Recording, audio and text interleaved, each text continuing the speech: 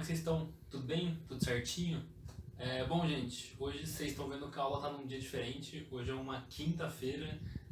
Na verdade, agora que a gente já está caminhando para o final do ano, a gente vai ter umas reposiçõezinhas só para a gente conseguir terminar o conteúdo. Hoje vai ser uma delas.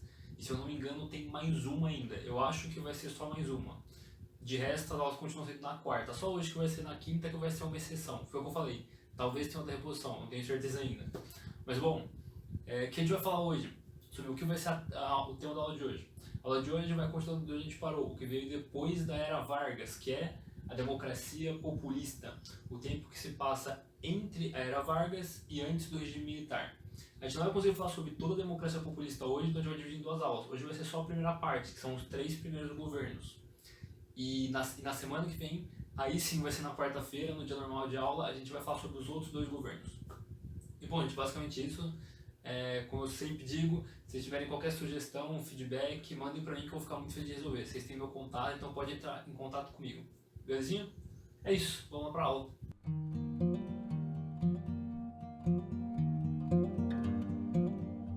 Bom, gente, pra gente começar a aula de hoje, a gente tem que falar umas 2 coisinhas antes para eu poder entrar no governo de Dutra, 2 bem rapidinho.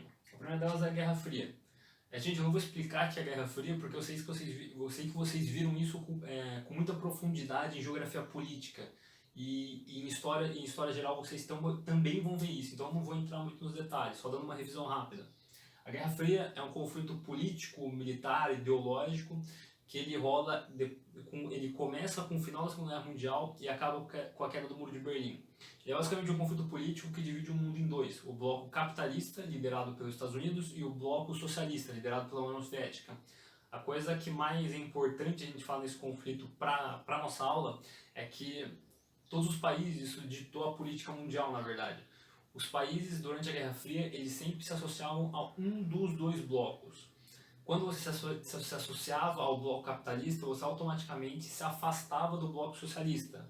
E o contrário também era verdade. Ou seja, quando você se aliava a um desses times, você acabava ficando inimigo do outro.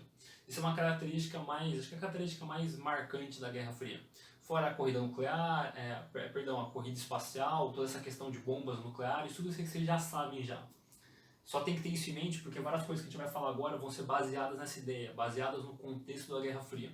Na verdade, não só isso, mas como todas as aulas até o final do regime militar vão ter muito a lógica da Guerra Fria em mente. A política vai ser muito influenciada por isso. Beleza, segunda coisa a gente fala sobre Dutra. Isso aqui, ó, liberais e nacionalistas.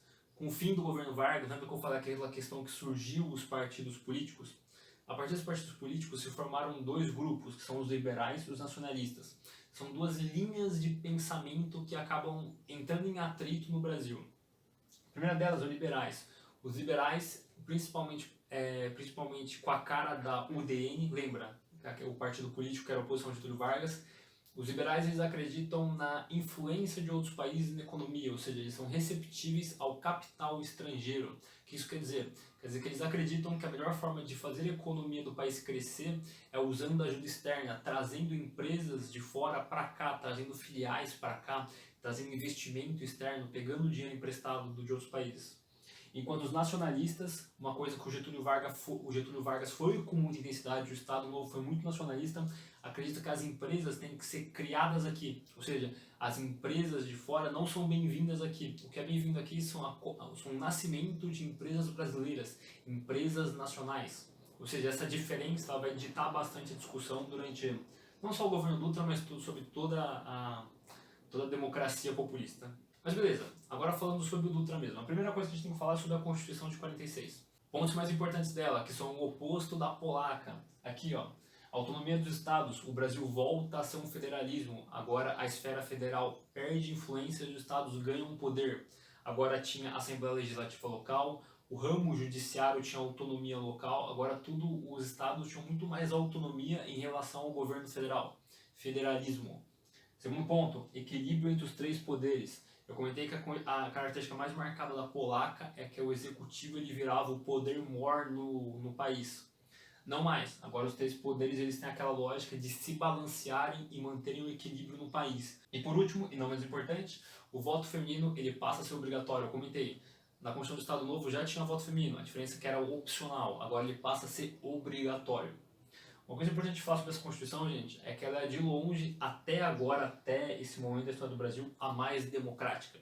Todas as constituições do Brasil, elas tinham várias restrições que limitavam as liberdades individuais, em especial aqui, ó, liberdade de pensamento e partidária. Eu comecei o processo do Estado Novo, que não tinha partido político, tinha censura. Agora, nessa Constituição, ela garantiu os direitos individuais. O direito à vida, o direito ao julgamento, o direito a pensamento. Todos esses direitos que marcam muito essa questão da liberdade individual, eles são muito característicos dessa Constituição. Por causa que, depois, não só depois do Estado Novo, mas depois da Segunda Guerra Mundial, teve uma onda democrática dentro do bloco capitalista. Com o fim da Segunda Guerra Mundial e o fim do nazifascismo, todo esse viés democrático, esse viés contra regime autoritário foi muito forte. Isso rolou no Brasil, por ser ela é chamada de a Constituição Liberal, porque ela tem esse caráter realmente democrático. Ela foi um passo a mais em direção à democracia. Quando você compara todas as outras constituições brasileiras, ela é bem mais democrática. Por isso esse nome. Beleza, agora falando sobre o governo Dutra mesmo. Depois que rolou a Constituinte no Dutra, lembrando, promulgada, a característica, quando a gente analisa o governo Dutra, a característica que mais fica evidente é a aproximação com os Estados Unidos, tanto econômica como política. O Brasil ele se associa ao bloco capitalista, lembra? Segunda Guerra Fria. O Brasil ele se aproxima do bloco capitalista, ou seja, ele se aproxima dos Estados Unidos. Como que essa aproximação aconteceu? Tanto política e econômica. Econômica, eu não sei se dá para vocês verem, depois dá uma olhada na foto das lousas, beleza? Tá escrito aqui, importações americanas. O Brasil ele abriu o seu mercado para importações americanas. Aqui, ó, liberal e bloco americano, ou seja, só duas características. O Dutra ele era um cara mais voltado para os liberais do que para os nacionalistas. Ou seja, o Dutra ele abre a economia do Brasil para receber importações americanas. A economia do Brasil se enche de produtos americanos. O grande problema disso é que a indústria nacional, que se desenvolveu muito durante o Estado Novo, ela acabou tendo uma concorrência desleal. Então essa entrada massiva de produtos americanos acabou dando uma baixa bem intensa na indústria nacional. A concorrência era bem desleal, porque o custo dos produtos americanos não era competitivo com os produtos industrializados brasileiros. Essa facilidade nos produtos americanos acabou prejudicando a industrialização brasileira. O que pegou bastante mal para o Dutra, que afetou bastante a economia. Outra coisa, ainda falando sobre economia, não tanto voltado para os Estados Unidos, mas voltado para o Brasil mesmo, mas ainda é bastante importante sobre a economia do governo Dutra. Foi o Plano Salt, que para mim eu acho um nome genial. O Plano Salt, ele é o plano econômico, na verdade bem nacionalista, é uma característica do governo, por mais que o governo fosse explicitamente liberal, esse é um plano bem nacionalista. Tem que lembrar que o Dutra ele era um cara que fez parte do governo de Vargas. Então, existe uma herança nacionalista ainda do governo Vargas. Por mais que o governo de Dutra seja liberal, o Plano Salt ele tinha características muito nacionalistas. Era basicamente o Estado injetando em quatro setores principais. S de saúde, ou seja, o governo investia no setor de saúde. AL de alimentação, o governo injetava dinheiro no setor de alimentação para melhorar o setor alimentício no Brasil. T de transporte, o setor de meios de transporte no Brasil. E por último, de energia, o setor energético brasileiro. Ou seja, o governo ele injetava nesses 4 ramos da economia, em tentativa de melhorar a economia. Infelizmente o projeto ele não foi para frente, na verdade ele chegou a começar, só que ele é abandonado no meio. O governo vê que os resultados não são tão bons quanto esperado, não vale a pena investir o dinheiro e o trabalho. Então acaba que o Plano Salt ele acaba sendo abordado no meio. E a economia do governo Dutra está bem afetada, por vários motivos. E agora falando um pouco sobre a aproximação política, a aproximação política com os Estados Unidos, que também marca bastante o governo de Dutra. A primeira coisa é isso aqui, ó. O Brasil ele rompe relações diplomáticas com a União Soviética. E bom, como eu falei aqui, quando o Brasil se aproxima dos Estados Unidos e se alia formalmente ao bloco capitalista, ele rompe com a União Soviética. Lembra aquela lógica? Ficou amiguinho de um, ficou inimigo do outro. Então a gente se afasta dos soviéticos. Ponto importante. E outra coisa também importante do ponto de vista político aqui é isso aqui, ó. Eu também acho que não sei se vocês conseguem ler, eu vou ler para vocês o que está escrito. É o surgimento da ESG, tá entre parênteses, Escola Superior de Guerra. A Escola Superior de Guerra ela era uma escola de formação de oficiais do Exército. O que isso tem a ver com os Estados Unidos? Isso aqui é um modelo americano, é um modelo de escola baseado nas escolas para oficiais americanos. Depois a gente vai voltar nesse assunto, isso aqui vai ser muito importante para a conduta dos militares em relação a alguns assuntos. A Escola Superior de Guerra vai ter um papel bem importante no Brasil que a gente vai voltar a falar depois, então dá uma segurada nisso que depois a gente vai falar disso aí de novo. Eu vou terminar o governo Dutra, uma coisa bastante importante na verdade, que é no governo dele que surge a doutrina de segurança nacional, também atrelada à Guerra Fria, essa relação com os Estados Unidos. O que é a doutrina de segurança nacional? A doutrina de segurança nacional ela é uma forma de pensamento que surgiu durante o governo Dutra, que ela é marcada pela tentativa de manter o socialismo longe do Brasil. A partir da doutrina de segurança nacional, ela entende que para manter não só os socialistas, mas todos os movimentos de esquerda longe do Brasil, que era um medo constante no Brasil, existia esse medo comunista no Brasil desde a era Vargas, isso já era uma coisa muito intrínseca na cabeça das pessoas, que se intensificou com a Guerra Fria por causa dessa questão do bloco socialista e do bloco capitalista. A ideia de manter esse viés político longe do Brasil, ele era entendido dentro da doutrina nacional voltado para o público brasileiro. Como assim? Para você manter os estrangeiros longe, você tinha que manter pessoas que apoiavam o regime fora do Brasil. Ou seja, você parava de limitar só a defesa exterior. E quando você via manifestações de pessoas pró-governo socialista, você dava porrada nessa galera, basicamente isso. Ou seja, o governo atacava quem se manifestava a favor do bloco socialista.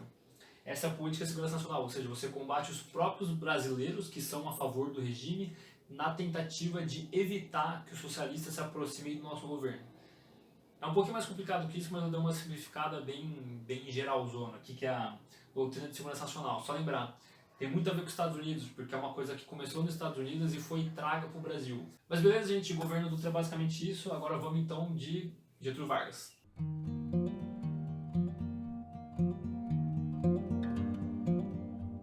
Bom, depois do Dutra, vocês já viram aqui quem que foi eleito, quem que ganhou a eleição. Bom, foi o Getúlio Vargas. Eu sei que é esquisito imaginar que o Getúlio Vargas ganha essa eleição, porque eu acabei de falar que o Brasil, ele tá, depois, com o fim do Estado Novo, o Brasil estava em uma onda democrática, quer dizer que esses valores democráticos estavam sendo muito valorizados no Brasil. Mas se a democracia estava sendo valorizada, como é que um cara que tinha sido ditador há literalmente 5 anos atrás estava sendo eleito democraticamente? Assim, existem várias tentativas de responder essa pergunta, mas a principal, na verdade, delas é que, mesmo depois do fim do Estado Novo, o Getúlio Vargas ainda era um cara profundamente amado pela população. E é bem fácil entender isso da ótica que tem que lembrar de todas aquelas propagandas políticas que eram feitas no Estado Novo, a questão da CLT, eu comentei para vocês. Todos esses movimentos de propaganda política, mais somado a essa relação do que o Estado fazia de controle sindical, realmente fez com que a imagem do Getúlio Vargas e do Estado Novo fosse profundamente amada. Mesmo que esse modelo ditatorial já estivesse completamente obsoleto no Brasil e fosse realmente sustentável, tanto que aconteceu a transição democrática, ainda assim o Getúlio Vargas era uma figura completamente amada dentro do Brasil, em especial no setor trabalhista, no setor dos trabalhadores assalariados. E bom, na verdade, a campanha política dele Perdão, antes de mais nada, né? Perdão. Ele foi eleito pelo PTB, que era o Partido dos Trabalhadores Brasileiros, lembra? O partido associado a ele, criado lá no final do Estado Novo, e o PSP. O PSP ele era um partido que ele fez uma coligação para ganhar apoio dos paulistas. E bom, uma das coisas que ele falou na campanha política, na verdade, é que ele ia retomar o avanço que teve no Estado Novo, principalmente relacionado à industrialização, só que agora por vias democráticas, ou seja, ele ia juntar o melhor dos dois mundos. As pessoas viam, ou seja, as pessoas contavam que aquele avanço industrial que teve, que eu comentei na aula passada, no Estado Novo, aconteceria de novo, só que agora sem os males da ditadura. Ou seja, o Getúlio Vargas era tão amado que agora ele foi eleito agora com pinta de democrata. Eu sei que é uma coisa que parece contra a lógica, mas a gente tem que imaginar que no contexto da época o Getúlio Vargas era um cara profundamente respeitado pela população, por mais que pareça contraditório. Beleza? E bom, agora sobre o governo de Getúlio Vargas. Um dos principais pontos é isso aqui. Ele na verdade, essa frase, o petróleo é nosso, ela foi o slogan da candidatura dele. Isso era uma proposta política que ele tinha de tentar nacionalizar a extração de petróleo, ou seja, só uma empresa poderia extrair o petróleo, que seria uma empresa estatal. Esse projeto dá certo, depois que ele consegue aprovar esse projeto, e é criada a Petrobras, a mesma Petrobras que a gente conhece hoje. E, bom, é importante falar que durante esse processo de criação de Petrobras, os liberais foram uma oposição ferrenha ao projeto, em especial as pessoas da UDN. A gente vai voltar a falar sobre isso depois da UDN. E outra coisa importante também que rolou no governo de Getúlio Vargas foi isso aqui, ó. Foi o João Goulart como ministro do Trabalho. O João Goulart, como ministro do Trabalho, ele fez várias medidas de forma a beneficiar os trabalhadores. Em especial, o aumento do salário mínimo. Durante alguns governos, a inflação estava bem intensa, em especial depois do governo Dutra, a inflação se intensificou bastante. E não estava tendo o reajuste no salário mínimo não estava sendo coerente com a inflação. Então o Getúlio Vargas, ele não só compensa esses antigos faltas de reajuste, como ele dá um bônus. E de um ano para o outro, o salário mínimo literalmente dobra. E é óbvio que isso pegou muito bem, tanto para o João Goulart como para o Getúlio Vargas, obviamente. Só uma coisa, gente, o João Goulart ele é chamado de Jango, tá? Era um apelido que davam para ele. Ele vai voltar a aparecer bastante na aula, nas próximas aulas. O final do governo Vargas, ele está diretamente ligado com a UDN, eu acabei de comentar. Ele era o partido de oposição, criado lá no final do Estado Novo. A UDN, gente, ela desde que ela foi criada, ela foi explicitamente contra o Vargas o tempo inteiro. E ela não só era oposição ao governo, mas ela era liderada por esse cara aqui, o Carlos Lacerda. Ele era dono de um jornal brasileiro, que constantemente ficava fazendo propaganda política contra o Bolsonaro e apoiando os candidatos da UDN. Mas qual é a questão, tudo em volta disso? Toda essa propaganda política contra o Getúlio Vargas, que era liderada pelo Lacerda, ela batia em duas teclas. A primeira dela era a corrupção do governo varguista, que rolou muita corrupção durante toda a era Vargas, então todas as pessoas da UDN e do Lacerda batiam nessa tecla. E o outro ponto que também falavam era que, assim, principalmente nesse segundo governo do Getúlio Vargas, houve um fortalecimento da esquerda, principalmente na figura do Jango.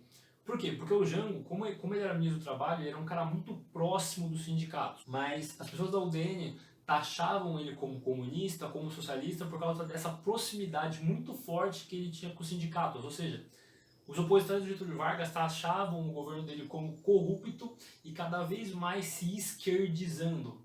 E tem que lembrar que isso era uma coisa muito crítica nesse contexto por causa da Guerra Fria, lembra? Tinha esse medo da ameaça comunista, o medo da ameaça soviética, da ameaça socialista. Então, essa esquerdização do governo, que era se aproximando dos sindicatos, era uma coisa que causava muito medo na população. Tanto que eles até usavam um termo que o Vargas ia transformar o Brasil numa república de sindicatos. Mas bom, o que deu toda essa história? O fato é que eventualmente o Lacerda ele sofre um atentado. Tentam matar ele, só que não conseguem. Atiram nele, só que não matam ele. Mas no processo acabam matando um segurança dele, e esse segurança dele era um militar, ele era um oficial da Força Aérea. E obviamente que isso pega... Cara, isso é uma situação que acaba criando uma comoção popular gigantesca. Ele era a principal oposição do Getúlio Vargas e acabaram conseguindo associar a quem organizou esse atentado não ao Getúlio Vargas, e sim a um segurança pessoal do Getúlio Vargas. Até hoje se é discutido se Getúlio Vargas teve envolvimento direto ou não. Existem fortes indícios de que o segurança, sim, ele estava envolvido. Existem historiadores que acreditam ferrenhamente que o Getúlio Vargas estava envolvido diretamente, sim, enquanto tem outros historiadores que acreditam que não. O Getúlio Vargas não, na verdade, ele nem sabia do que estava acontecendo. Bom, independente do que era verdade, o fato é que nesse momento diversos políticos, diversas camadas sociais se posicionam contra o Vargas. O Vargas ele perde um apoio político gigantesco, em especial dos militares. Tem que lembrar daquela questão. Os militares, por causa da doutrina de segurança nacional, tinham muito medo dessa aproximação do Vargas com os sindicatos. É uma coisa importante. Então, depois desse atentado, o Vargas ele fica numa sinuca de bico. E a UDN organiza um golpe para tirar o Getúlio Vargas do poder e trazer um candidato atrelado à UDN. O golpe já estava realmente armado, já estava pronto para fazer. Em especial liderado pelo Lacerda. Tem que lembrar da importância dele nesse movimento. Agora que o Getúlio Vargas estava muito fraco politicamente e um golpe era viável, era meio eminente que o Getúlio Vargas ia sair do poder, mas teve uma reviravolta, cara, quase que cinematográfica, na verdade. No dia 24 de agosto de 1954, o Getúlio Vargas se mata. Ele tira a própria vida e o fato dele ter tirado a própria vida acabou causando uma comoção popular gigantesca. Tem que lembrar, o Getúlio Vargas era um cara muito amado pela população. Em especial depois que foi anunciado a Carta Testamento. Ele deixa uma carta de suicídio. Nessa carta de suicídio, ele fala sobre como que a situação dele é a situação da política atual e como a oposição estava jogando baixo com ele e tudo mais. E, bom, o fato é que essa carta é muito emotiva, ela tem um peso emocional muito grande, ele apela muito pro emocional mesmo. E, cara, a comoção popular foi surreal, essa é a verdade. E é óbvio que isso se virou contra contra os opositores dele. Isso automaticamente neutralizou a oposição e inviabilizou o golpe logo em seguida. Porque a comoção popular foi tão grande que descredibilizou totalmente quem estava contra o Vargas. E, obviamente, tiveram que abortar a tentativa de golpe. Depois de todo esse caos, o vice dele, um cara chamado Café Filho, assume o governo. E bom, gente, antes de passar para a próxima lousa, o que eu quero falar é o seguinte. Na primeira aula que eu dei para vocês, lá no comecinho do ano, lá em março, fevereiro, nem lembro, eu falei sobre o descobrimento do Brasil. E eu falei que, na minha opinião, todo mundo que acha que todo mundo que é brasileiro devia ler a Carta do Descobrimento do Brasil. Eu ainda acho isso e recomendo quem não leu, leia. Tá de graça na internet. Pode escrever lá no Google que você vai ter na íntegra a carta. É um texto grande e difícil de ler, tem 14 páginas. Também acho que as pessoas devem ler Os Sertões, de Euclides da Cunha, por causa que é um relato de guerra, sobre a Guerra dos Canudos. Esses documentos históricos, que são originais e são acessíveis, eu acho que as pessoas devem ler. Só que, mano, isso aqui todo mundo tem que ler, porque tem 16 parágrafos, mano. É super curtinho, cara, e fala sobre um momento muito crítico da história do Brasil e sobre como as pessoas pensavam na época. Gente, eu vou até deixar o link tanto no Educo quanto no YouTube. Eu vou deixar o link, tá na Biblioteca Nacional, é só clicar o link e ler, 16 parágrafos. Eu juro que vai ser uma cultura geral, acho que faz muito bem pra gente entender como que as pessoas pensavam na época. E como que Getúlio Vargas conseguiu dar todo um plot twist, um duplo carpado na política nacional, de forma a enfraquecer a oposição e evitar um golpe político com uma carta de suicídio. É uma coisa muito louca que parece que só acontece no Brasil. Então, volto a dizer, eu vou deixar na descrição, eu recomendo que vocês deem uns minutinhos de atenção, tem 6 parágrafos, é curtinho e eu tenho certeza que vocês não vão se arrepender. Leiam, vai fazer muito bem para vocês. E bom, gente, de Vargas é basicamente isso. Agora a gente vai ver como que vai ser o próximo presidente do Brasil, Juscelino Kubitschek, como que foi esse trâmite político para ele entrar no poder. Então, beleza. Próxima lousa.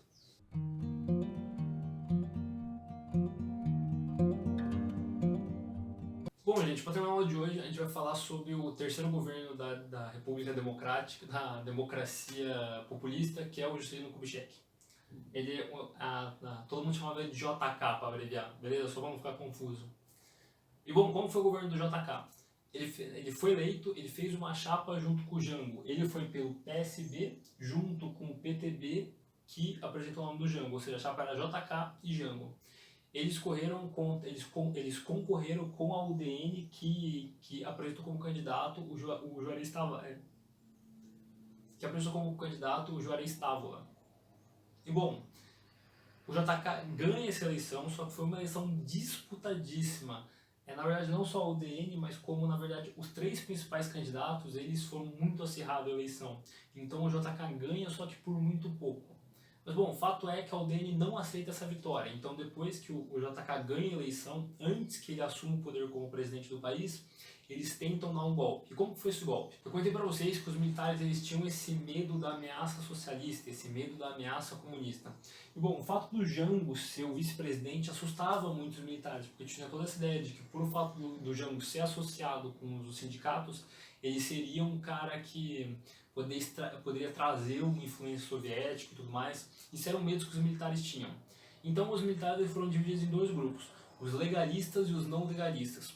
Os legalistas acreditavam que não devia rolar um golpe, eles deviam seguir a lei, por isso que eles eram os legalistas, eles deviam seguir a Constituição, ou seja, eles eram contra o golpe. E os não legalistas acreditavam que devia ter um golpe sim, para impedir que o Jango entrasse no poder, por causa dessa política de segurança nacional. E bom, como que foi esse golpe preventivo? Um coronel, acontece um evento público onde um coronel que não era legalista, ele faz uma declaração explícita incentivando militares a dar um golpe. Isso foi uma declaração pública, então isso era claramente algo a ser punido pelo presidente do país. O Marechal Lott, na época, ele era o ministro da guerra e ele era o principal legalista do Brasil, ele era o líder legalista, ele era contra o golpe, ele era ministro da guerra. Ele viu que aquele coronel devia ser punido por essa declaração, só que existia um trâmite burocrático que ele, como ministro da guerra, ele não podia punir esse coronel, quem tinha que punir era o próprio presidente. Só que o Café Filho, antes de poder punir esse general, ele tem um ataque cardíaco. Então, depois do vice-presidente, quem assume na linha presidencial é o presidente da Câmara dos Deputados. O presidente da Câmara dos Deputados, chamado Carlos Luz, ele era um cara muito aliado ao UDN e já estava no esquema já o golpe, já essa que é a real. Na verdade, provavelmente o Café Filho também estava envolvido com o golpe.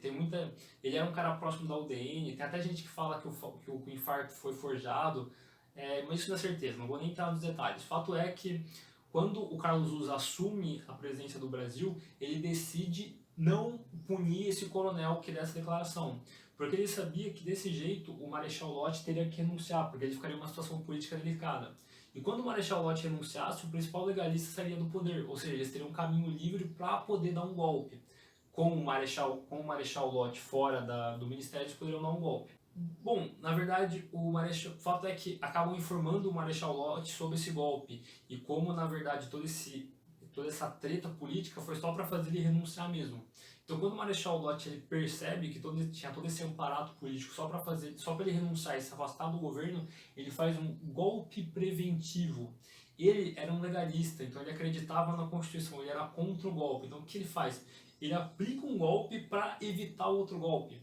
Ele abdica do cargo de ministro da guerra, ele junta as Forças Armadas, leva as Forças Armadas para as ruas, ele enche a rua de tanque, golpe militar mesmo, e ele destitui o Carlos Luz da presidência. E ele garante, porque ele destituiu o Carlos Luz da presidência?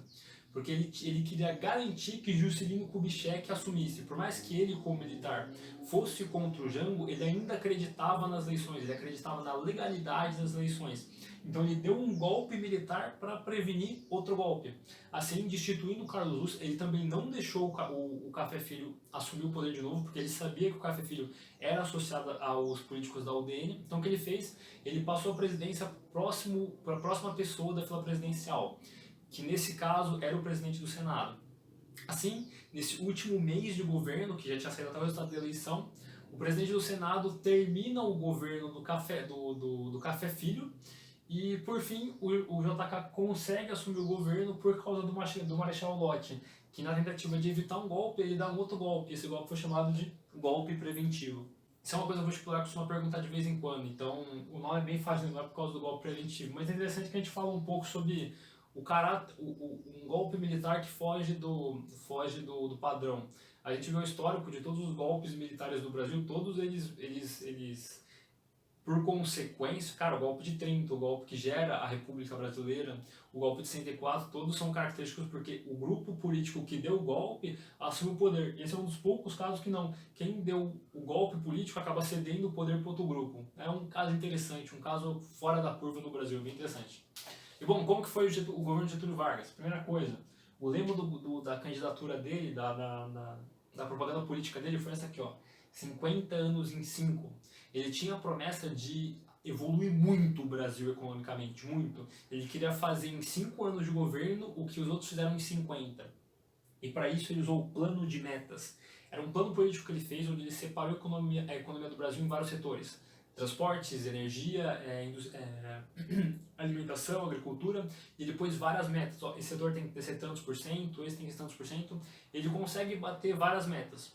Só que a grande crítica é que ele deixa alguns setores de lado, em especial da agricultura. Enquanto outros setores ele não só bate, como ele extrapola muito mais. Ou seja, ele consegue fazer esse crescimento econômico muito intenso durante o governo dele. Outra coisa, é nessa época que ele cria esse método de governo chamado nacional desenvolvimentismo, esse crescimento desenfreado da economia, essa industrialização muito intensa. ele cria esse método de desenvolvimento que ficou vigente no governo dele. Houve essa explosão industrial ela é fruta de uma abertura de capital, as empresas estrangeiras vêm para o Brasil, ele tem uma postura nacionalista usando o dinheiro estrangeiro. Não é bem nacionalista, na verdade ele fica no meio do termo, ele fica no meio termo se vocês repararem.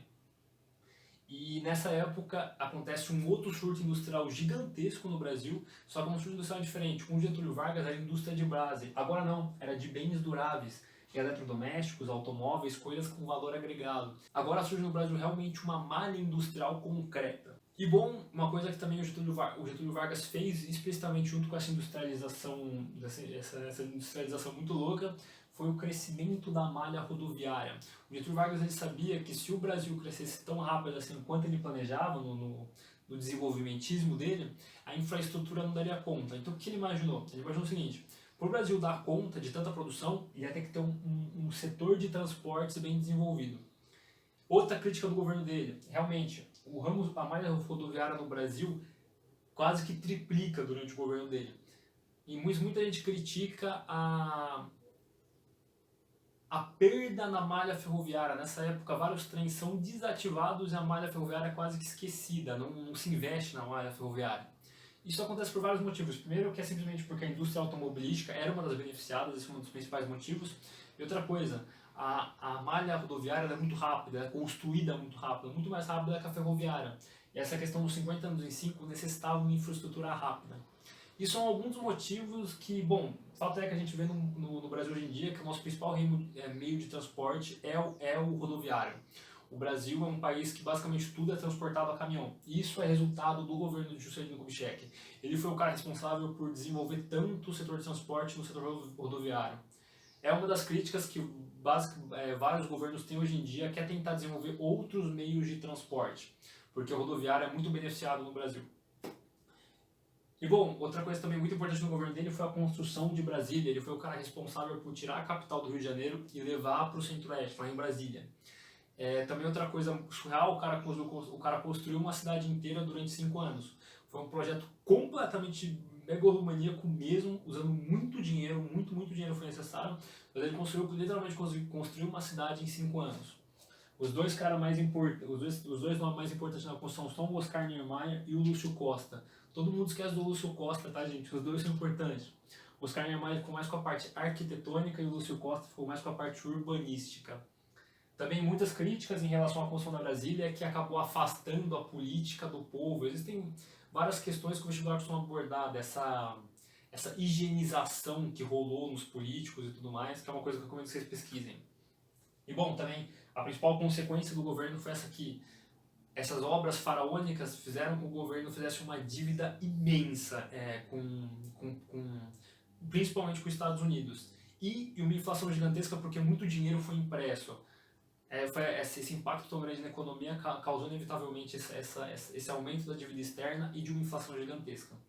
Em especial aqui com o uso do FMI. A FMI também vocês viram lá em geografia política, é aquele banco internacional que os Estados Unidos fez. A gente pediu tanto dinheiro emprestado que a gente meio que arrumou treta com eles. A gente vai ver isso nas próximas aulas, as consequências disso. De toda essa treta e dessa quantidade de ganho de dinheiro. E bom, gente, é basicamente isso a aula. Eu sei que eu falei bastante coisa, que tem muito detalhe agora nesse conteúdo, peço perdão aí. Mas é basicamente isso, gente. Espero que vocês tenham gostado da aula. Qualquer dúvida, sugestões e afins, eu fico muito feliz em receber. É basicamente isso, gente. Beijo. Até mais.